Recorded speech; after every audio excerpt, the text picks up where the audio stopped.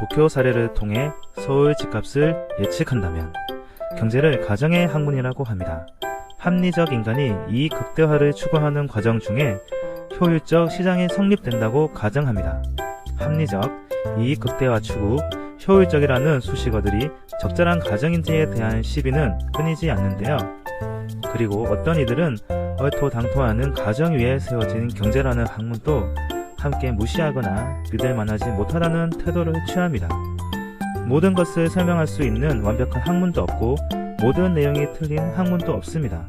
모든 학문은 일정 부분 옳은 해석을 포함하고 있고 좋은 통찰력을 제시합니다.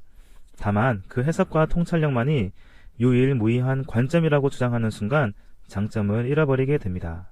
경제학도 비록 가정이 현실을 반영한다고 볼 수는 없지만 경제학으로 설명 가능한 사회 현상들이 분명히 존재하고 실제로 많은 국가에서 경제학을 바탕으로 정책을 집행하고 있습니다.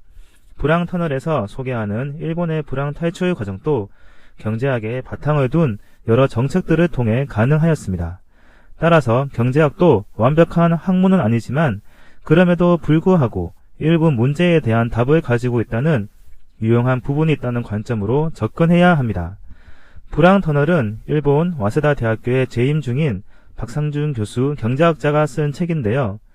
쉽게 풀어쓴다고 쓴 것 같은데 어쩔 수 없이 경제학 용어와 이론이 들어가 있기 때문에 관련 지식이 없는 사람이 읽기에는 약간의 노력과 공부가 필요할 수도 있습니다.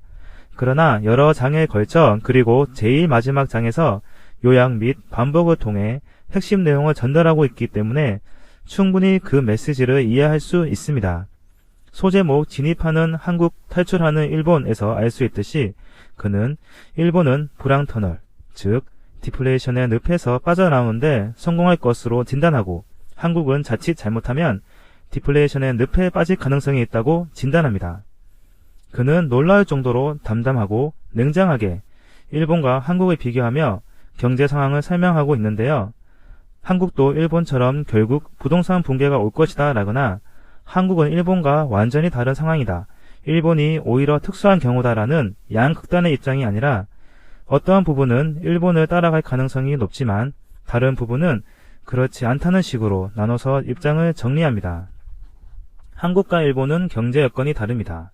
GDP 규모, 해외 순자산, 정부 부채, 기업 부채 등이 다릅니다. 그리고 일본은 디플레이션으로 긴 시간 동안 어려움을 겪었고 한국은 아직은 디플레이션 상황이 아닌데요. 따라서 일본의 정책들을 그대로 가지고 올 필요는 없습니다. 그러나 타산지석으로 삼을 수 있는 내용이 있습니다. 또한 고령화 사회, 저성장 등 이미 한국에서도 진행 중인 여러 문제들을 일본은 이미 경험하였고 그에 대응하여 마련한 정책들도 존재하기 때문에 그런 부분들은 우리도 학습하고 필요에 따라 정책에 활용하여야 합니다. 먼저 부동산 관련 이야기를 하면 일본의 지가는 2000년을 기준으로 할 때 2014년 거의 반토막이 났는데요.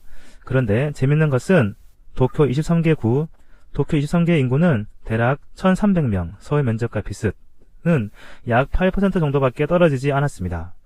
그 이유로 저자는 전체적으로 인구가 줄었지만 도쿄 23개 구는 꾸준히 인구가 증가했기 때문이라고 설명합니다. 도쿄도가 인구가 증가한 이유는 젊은 사람들의 인구 유입 때문입니다.